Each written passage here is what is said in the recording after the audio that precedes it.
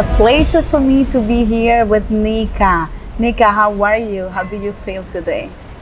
Pleasure is mine, totally mine. Thank you for inviting me to speak today. I'm delighted to be part of your program and to be given this opportunity to talk about the current situation of the tourism sector of the Dominican Republic and of the North Coast particularly. Can you tell us a little bit about you? Where you come from, your full name? Why did you decide to come to the DR? Yeah, let me introduce myself a little bit better. Originally, I'm from Russia, and I have lived in the Dominican Republic over 8 years. We came here to the island as tourists, and we decided to stay. And why? Why did you decide to stay here? Honestly, saying the truth, I found here whatever I was dreaming of. Amazingly beautiful nature, great weather, the good international schools for the children, accredited by Dominican Republic Ministry of Education, and the possibility to learn many languages, also great food, and a vast room for adventures and challenges. And how was the process? It was difficult or was good to adapt to the DR?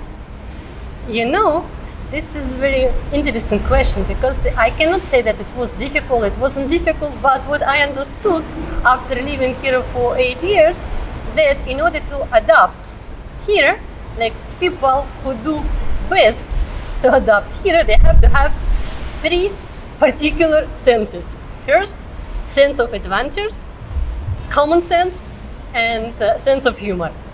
A lot. Without this, All Dominican people, a lot sense of and humor. of course, willingness to adapt to the local conditions. And Spanish, knowledge of Spanish, it's a great plus. Did you learn Spanish here in Dominican Republic? Yes, I did. But you speak a really good Spanish. Thank you. I hope that. Thank you. I hope that I will be able to learn it better. I still need it. Nika, when you have the opportunity to meet an visitor or investor, what tourist attract do you show them to stay in the North Coast? Actually, it's not going to be that complicated because in the North Coast, we have a gift like our weather is nature. It's a gift. This is the first advantage. There is a lot of things to do, especially like if you're active person, water-related sport activities is just the world famous. It's the destination for kiteboarding, surfing, windsurfing. As I said, very good schools, very good medical care, and also amazing restaurant with multicultural cuisine. Right now we are in Seahorse Ranch at Beautiful. yes, at the Beach Club restaurant. The ocean in front of us, the view spectacular. So what else can you dream of? You're in the paradise here, Yeah, I think right? so. We live in paradise. North Coast is a paradise.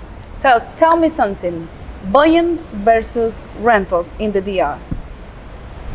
I personally think that once you decided to move to the Dominican Republic and you chose your area to stay, I would recommend and would suggest renting before and with the option to buy after. To buy after, not just renting, because the rental prices are reasonable. Of course, depending on the area, the closer the ocean, more touristy, it's the higher prices.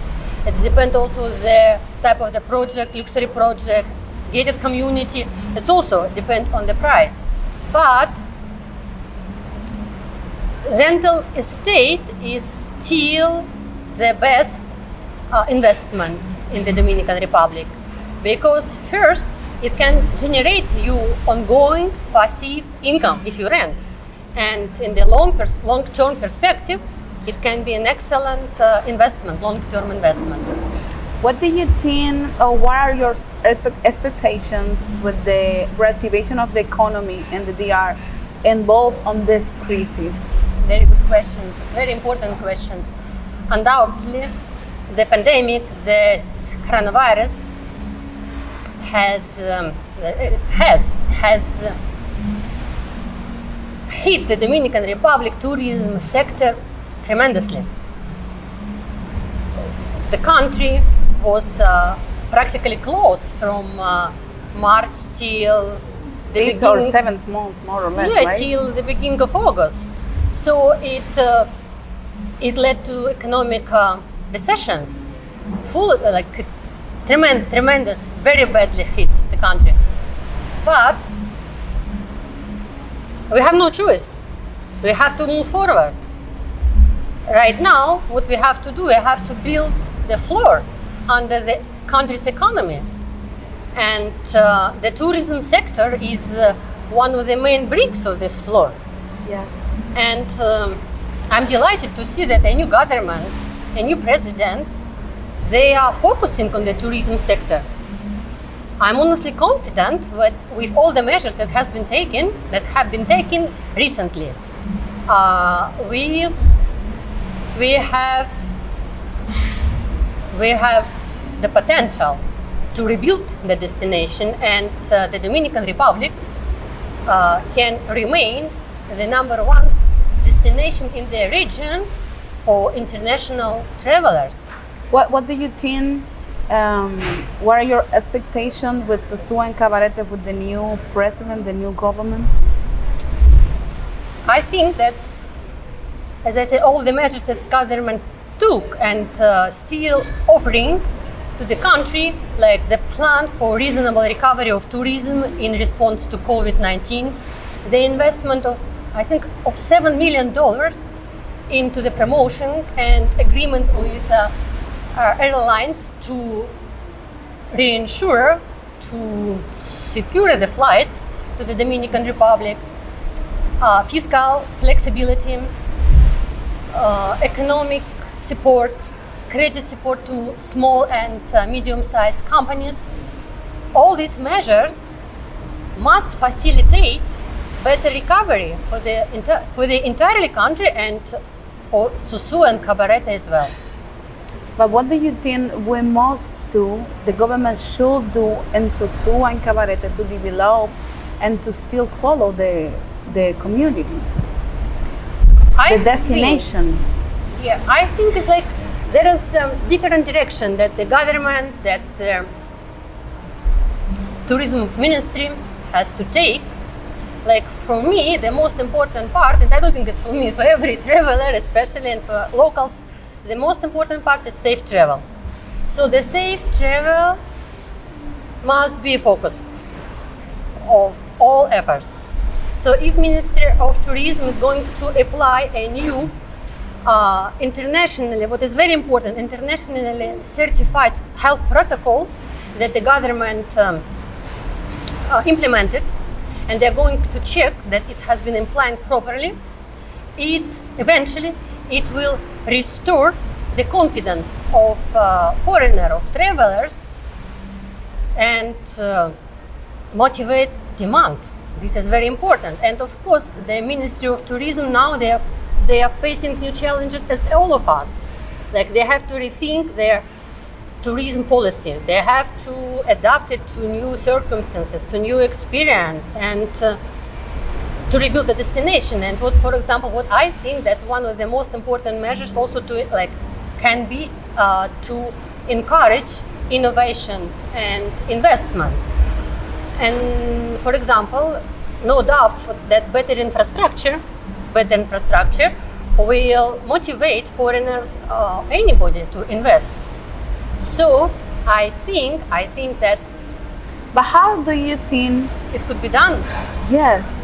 Tax breaks, for example, direct grant to the companies who would like to invest in infrastructure. But it should be precise measures. It should be precise actions with direct impact. So I think that it will be helpful. And as a foreigner, I know, like I have a big experience of how to face the Dominican Republic bureaucratic system. So it's not easy, It's not easy. No. So I think also that is important for the government to think about setting up kind of single national window from where the foreigner investors can get the documentation necessary for everything easier. No obstacles, no like complicity. It's a challenge. It's a real challenge, especially if you don't speak proper Spanish to get any authentic information now. And we know that for now it's hard to do everything when you have some people in the middle that they can, breathe and they can do the things they want to do. Is really hard. Exactly. So this is actually in many countries they already made it, and they did it in Russia, they did it in different countries, so they do that. It's real. It's what exactly we shall do.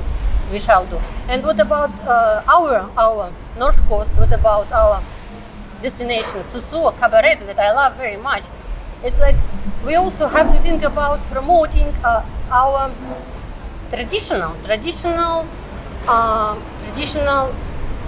forms of tourism, like promote sport activities, more events, more competition, especially in water-related sport activities. I'm agree, 100%. Yeah, because we are famous for that. We're already famous. We have it. It's a gift. And another gift that we have here, it's the nature. So if we can promote nature tourism, like ecotourism, adventure tourism. Also. Yeah, adventure tourism also is like scuba diving, skydiving, hill climbing, activities that young people love. And they also are famous. in a special days, for example, that tourists can save those dates and come to this destination for those activities. Yes, absolutely. And what I also love right now, like one of the other nature tourism that I really think that has a huge potential, is rural tourism. Like to go to rural communities, to get to get familiar with their traditions, their art, their lifestyle, their culture. It's just amazing. It's amazing potential way to promote North Coast. A last message you would like to say to the people? What I'd like to say that saying the truth, I'm open to offer my experience. I'm like very strong administrative experience that I have, my skills, my economic education background in any possible way for development of the Dominican Republic tourism sector. Right now I'm working in a real estate business, and my main purpose is to advertise Dominican Republic. It's the great place to know. It must be promoted worldwide. We can offer so many advantages, so many things, beautiful places, beautiful people, incredible history. The medical care is very good. The weather is just terrific. So we just have to put all our effort to demonstrate it to the world. God help us. Thank you very much, Nika, for your words and for your time today in Pro Inversión TV. Thank you. It was a pleasure. Thank you.